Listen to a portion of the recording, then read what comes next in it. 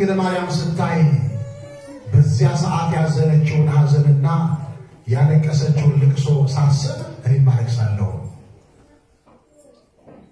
ነገር ግን በመንፈስ ቅዱስ ከአንቺ የሚወለደው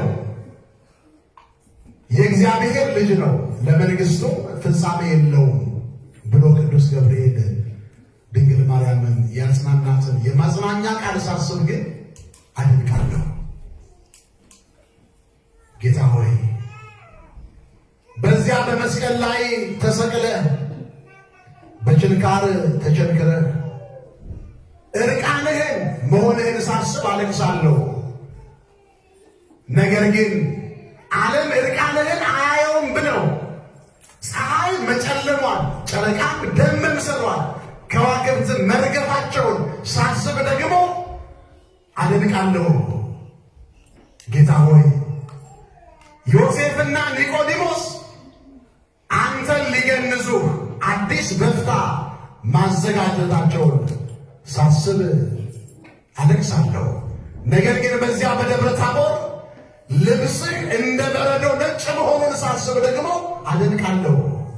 ጌታ ሆይ ታላቅ ድንጋይ አንስተው በመቃብር ላይ መግጠማቸውን ሳስብ አለቅሳለሁ። ነገር ግን አንተ በተሰቀልክ ጊዜ የመስቀልህ ጥላ መቃብራትን እንደከፈተ ሳስብ አደንቃለሁ። በመስቀል ላይ ተሰቅለ ነፍስህን ከሥጋ በፈቃድህ እንደለየ ሳስብ አለቅሳለሁ። ነገር ግን የመስቀልህ ጥላ በመቃብር ያሉ ሙታንን እንዳስነሳ የ4 ቀን ሬሳ አልዓዛርን የ2 ቀን ሬሳ ጦቢጣቢታን እንዳስነሳቸው ሳስብ ደግሞ አደንቃለሁ። ጌታ ሆይ የዕለተ ዓርብ መከራህን አስቤ እንደ ዮሐንስ ዘመኔን ሁሉ አለቅሳለሁ ያለ ኢትዮጵያዊ ሊቅ የክርስቶስን መስቀል መከራ እንዲህ ይገልጸዋል። መስቀል የማን መከራ ነው ማለት ነው? የማን መከራ ነው? እስቲ መስቀል ያላችሁ እጃችሁ ታንገታችሁ ላይ እስቲ እዩት። እስቲ መስቀል እዩት ባይላችሁ ከረሚያሰራችሁ ከረው ይሁት አታፍሩም እኮ ዛሬ መስቀል ታስመጣችሁ በመስቀል በዓል ቀን እስቲ እዩት መስቀል። አንዳንዱ ለማየትም አያስችልም እኮ እንዴት አድርጎ እንደሚያስረው አንገቱ ላይ በአንገቱ ልክ ተለክቶ የሚያስራል። ይህ እኮ በራስ ላይ ወንጀል መፍጠር ሰፋ መታረቁት ማለት አያችሁ ያየሁት ነው። እስቲ ይሁት መስቀል መስቀሉን ስናየው ትዝ ሊለን የሚገባው የማን መከራ ነው ማለት ነው? ይሄ ኢትዮጵያዊ ሊቅ እንደዘረዘረው እነዚህን የክርስቶስ መከራዎች በዓይናችን አይተን በልባችን አስተውለን የምናስባቸው የቀራንዮ ዕለት መከራው ይሄ መስቀል ከዚህም በላይ ዋጋ የተከፈለበት መሆኑን እንድናስብ ነው። እዚህ ላይ አንጠለጠል ነው። ይሁት መስቀሉን አሁን ውስጥ መስቀል አንደኛ የክርስቶስ መከራ፣ ሁለተኛ የማን መከራ? የእኛም መከራ።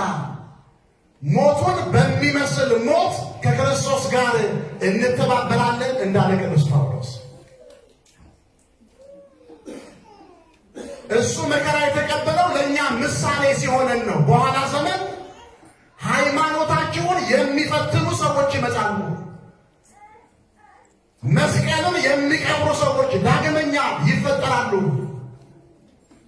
እንደነ ግራኝ መሐመድ ዳግመኛ ቤተ ክርስቲያንን የሚያፈርሱ ሰዎች ይፈጠራሉ።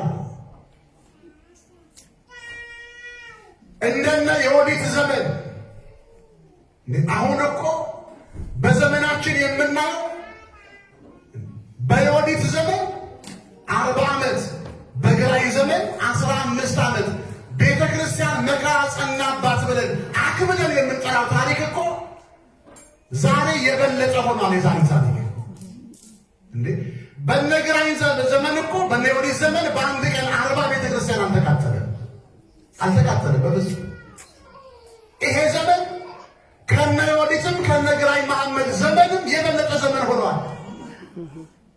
በአንድ ቀን 40 ቤተ ክርስቲያን የተቃጠለበት ዘመን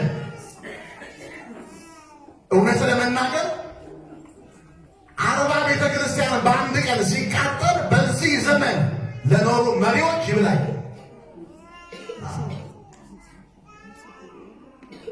መቃብር ተገፍታ ብትወጣቸው ነው የሚሸነው።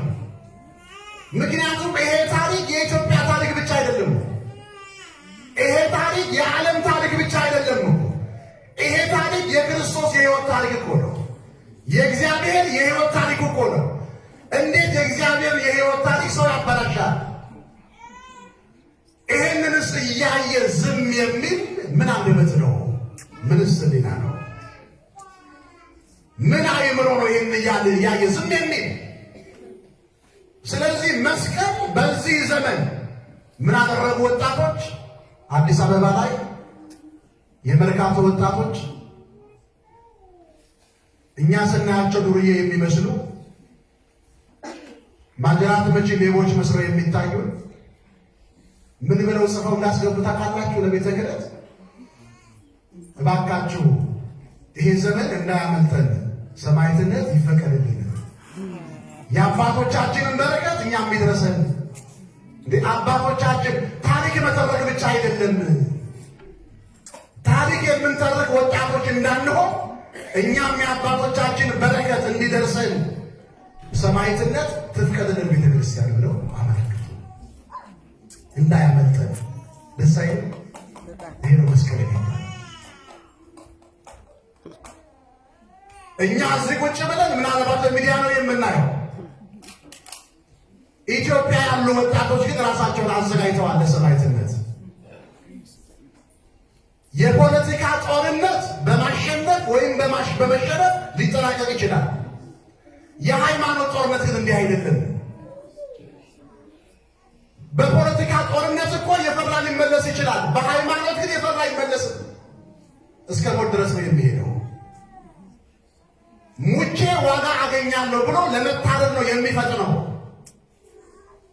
በዚህ ዘመን የምንቀበለው መከራ መስቀል ይባላል።